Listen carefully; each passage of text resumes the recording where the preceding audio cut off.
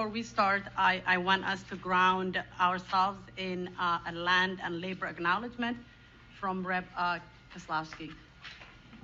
Thank you, Chair, and for the opportunity to read this land and labor acknowledgement.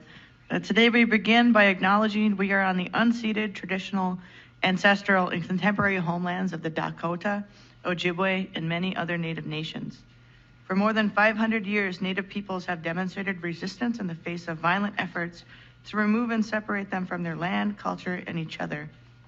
A series of treaties ceded massive amounts of land and resources, amassing great wealth at the expense of Indigenous peoples who were forcibly removed by both the U.S. government and the state of Minnesota.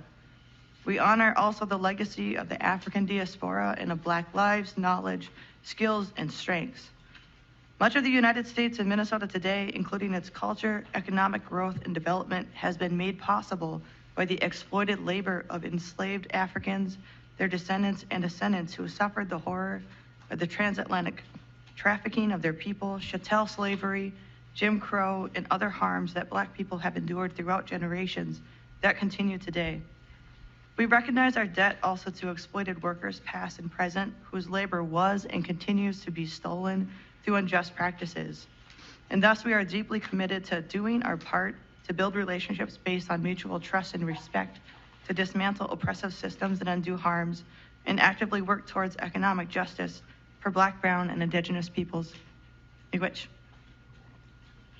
Thank you, Rep. Kozlowski. And the reason why we start with land and labor acknowledgement is that the atrocities and the injustices that exist in our communities are not a thing of the past, it's a present. Our state is a very rich state with wealth, ample of wealth. At the same time, our Black, Brown, and Indigenous people have some of the worst disparities